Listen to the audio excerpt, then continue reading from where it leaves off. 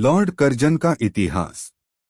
Lord Curzon का वास्तविक नाम जॉर्ज नथानिएल कर्जन था।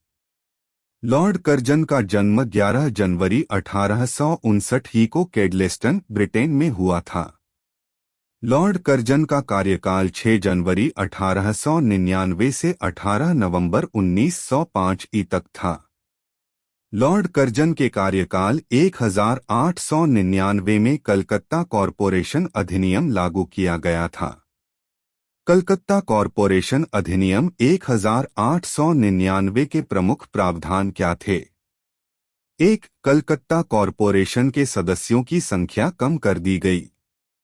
2. कलकत्ता कॉरपोरेशन की सभी समितियों में अंग्रेजों की प्रधानता स्थापित करने की पूर्ण कोशिश की गई।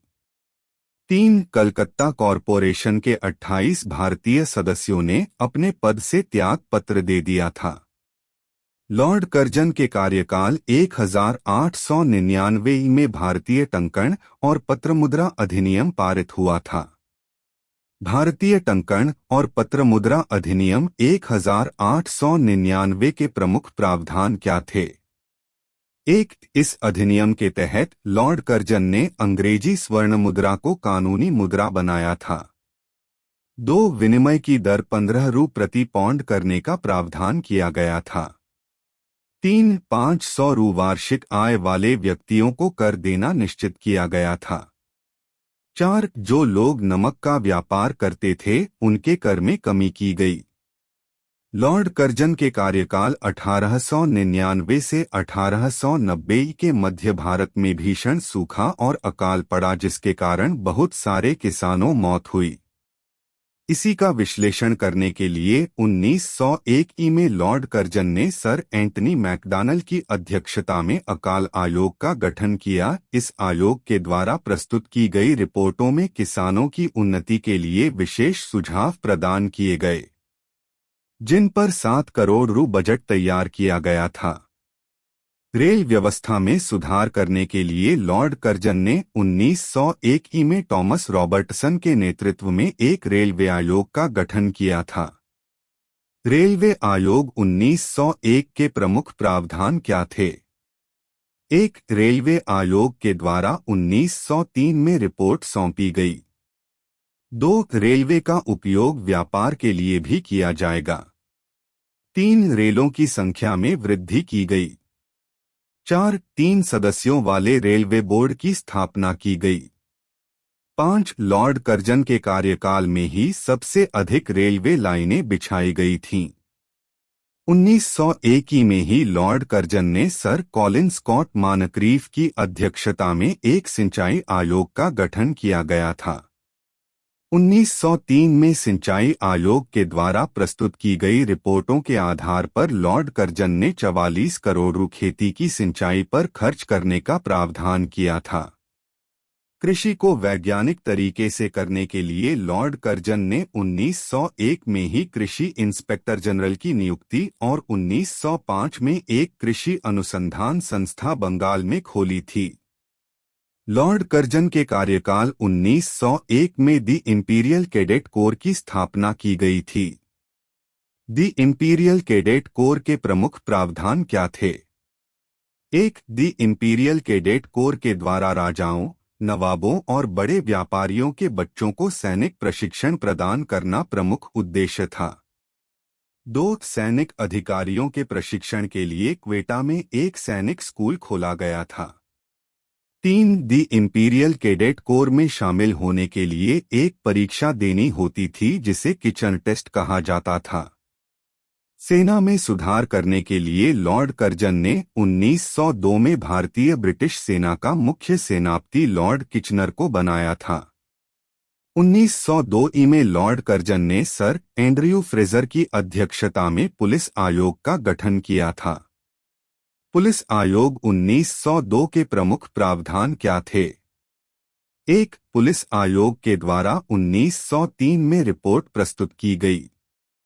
2. प्रांतीय पुलिस बल में वृद्धि करने का निश्चय किया गया।